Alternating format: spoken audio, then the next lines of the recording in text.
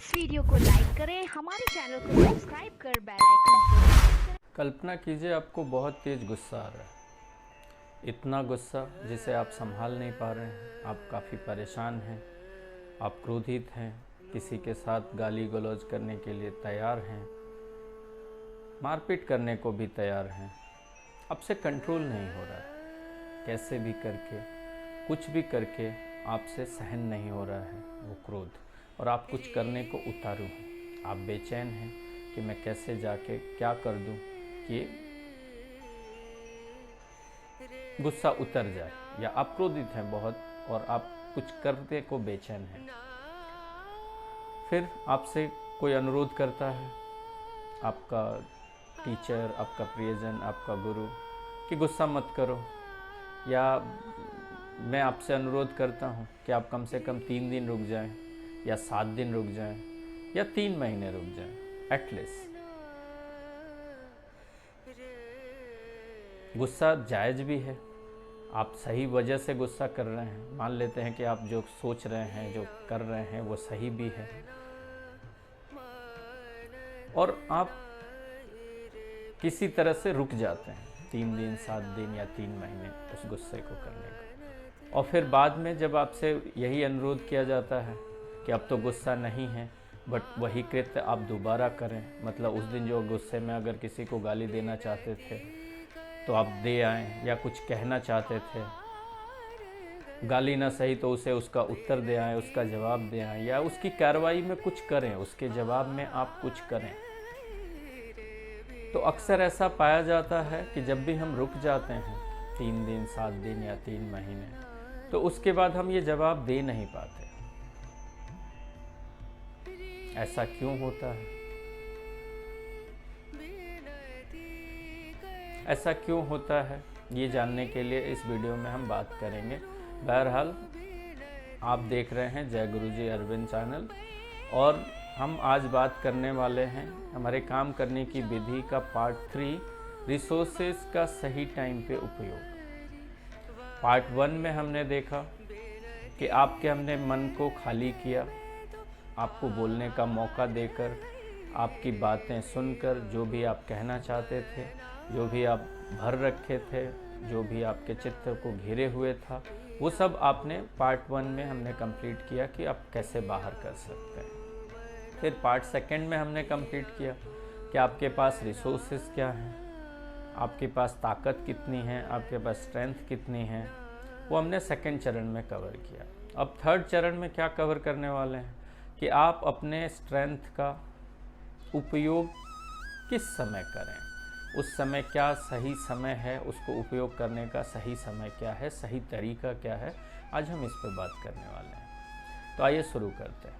किसी भी काम को करने का सही तरीका क्या है? सही तरीका ये है कि आपका जो भी डिसीजन है, जो आपने डिसीजन लिया है, उसे पहले आप जांच लें, परख लें।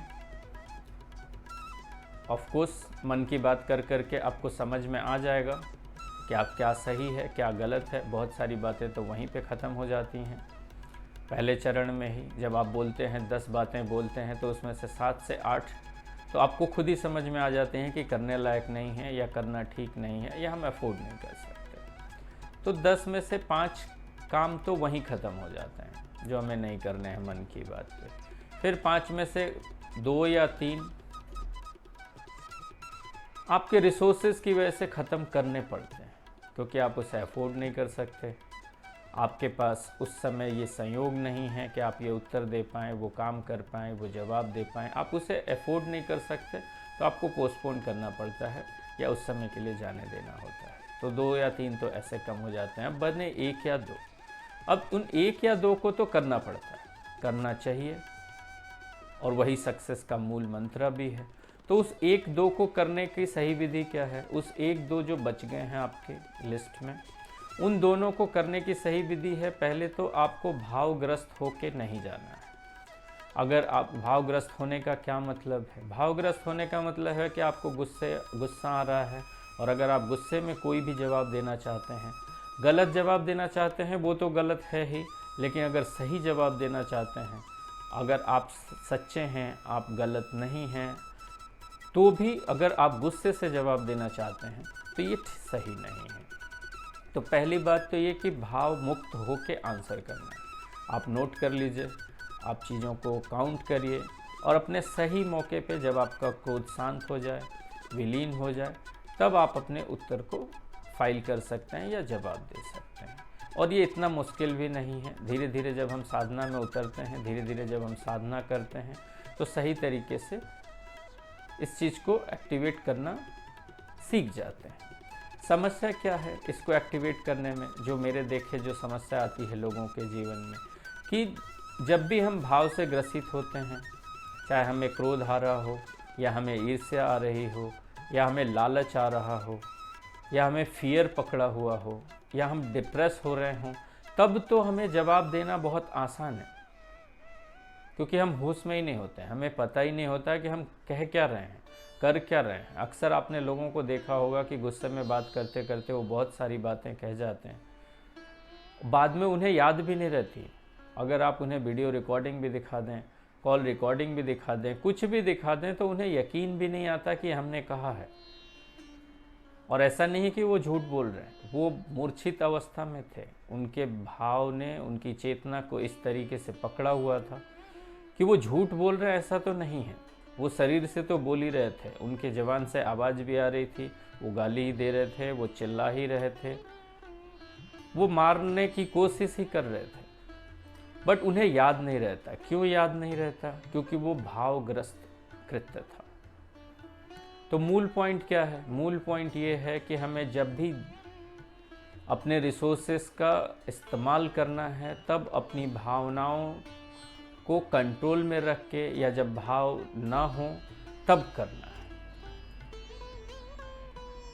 ये आसान तो नहीं है, बट ये मुश्किल भी नहीं है। धीरे धीरे अगर आप साधना के ज़रिए इस चीज़ को डेवलप कर सकते हैं कि कैसे हम, जब हमारे भाव शांत हों या कम वेग में हों या ना हो, या उनका असर कम हो, तो हम कैसे उन्हें इम्प्लीमेंट कर सकते हैं। तो बहरहाल ये 3 बातें हो गई। पहले चरण में हमने कवर किया मन की बात। आप अपने मन की सारी बातें इस प्लेटफॉर्म पे बोल सकते हैं, आपकी मन की बातें सुनी जाएंगी। फिर सेकंड, आपके रिसोर्सेज का एनालिसिस किया जाएगा कि आप क्या कर सकते हैं, क्या नहीं कर सकते हैं। और फिर थर्ड, कि वो उनको सही टाइम पे कैसे एग्जीक्यूट करेंगे। ये तीसरा चरण आज का था। तो आज के लिए इतना ही, और आगे आने वाले दिनों में हम लाइव सेशन करेंगे, तो आप प्लीज़ आके रजिस्ट्रेशन अपॉइंटमेंट लेके आप अपने मन की बात स्टार्ट कर सकते हैं। आज के लिए इतना ही, धन्यवाद। इस वीडियो को लाइक करें, हमारे चैनल को सब्सक्राइब कर बेल आइकन